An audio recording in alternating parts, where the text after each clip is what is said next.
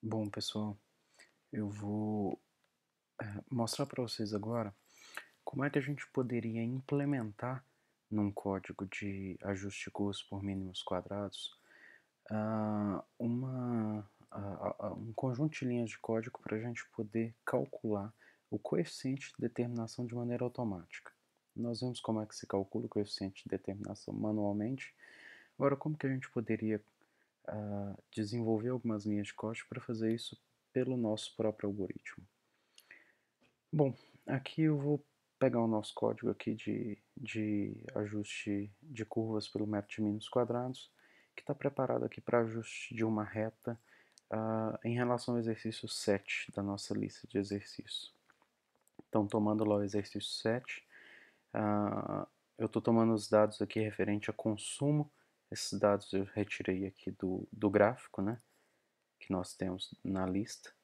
Então, retirando lá os dados, repara que para x eu estou pegando só os dois últimos dígitos, então 90, 91, 92, 99, no ano 2000 eu uso 100, depois 101, 102, 103 e assim por diante. E os valores aqui em y, ou seja, no eixo das ordenadas, eu uso como f. Então são esses os dados que eu estou utilizando aqui do nosso problema. Ele está preparado para ajuste de uma reta, como eu disse, então aqui as funções φ estão definidas como funções de uma reta. Matriz M está preparada para receber duas colunas referentes às funções φ0 e φ1. E também o gráfico que está sendo plotado é um gráfico de uma reta. Se eu coloco o programa para rodar do jeito que está, nós observamos aqui o resultado, que é exatamente o resultado que eu já tinha antecipado para vocês pela lista. Então, nós vamos agora fazê-lo calcular o valor de R2. Lembrem que em código, em programação, existem diversas formas de fazer a mesma coisa. Então, isso daqui não é a forma correta.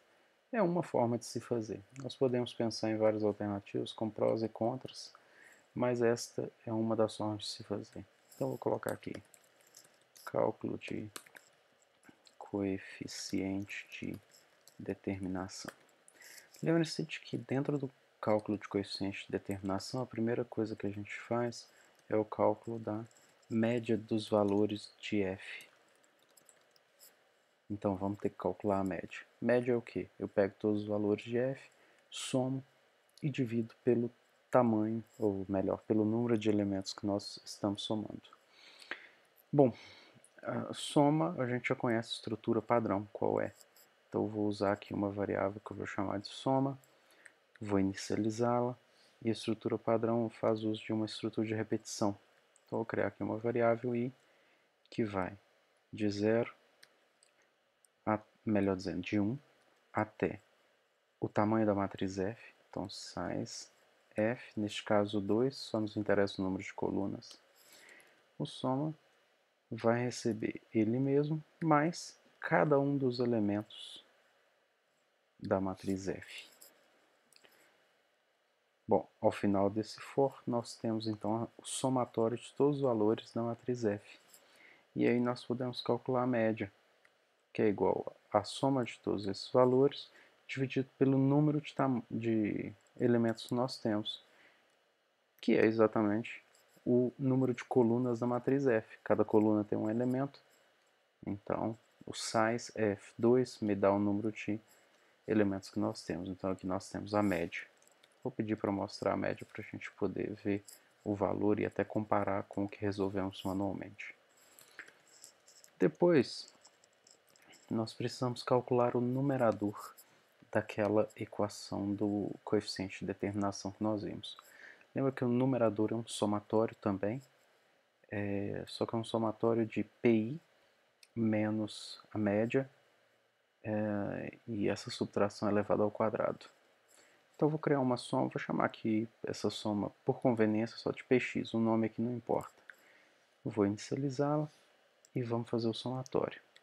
Então, mais uma vez, para ir de 1 até o último elemento que nós temos. Então vou usar aqui o mesmo valor de size f2, tá? Só para marcar que nós vamos utilizar todos os elementos da nossa matriz. E fazemos? O P de x recebe ele mesmo mais o que nós queremos somar. O que nós queremos somar, eu vou colocar aqui e depois eu substituo. É PI menos a média, isso daqui elevado ao quadrado. Agora, quem é PI? O PI é o resultado de nós pegarmos cada elemento de x e substituirmos na equação da reta que nós encontramos.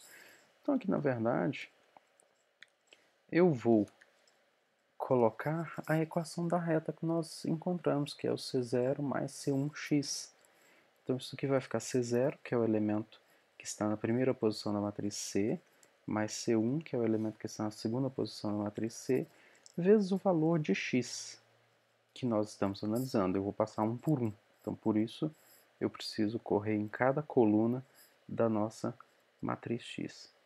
O que nós temos aqui como final é o resultado do somatório que vai no numerador. E no denominador,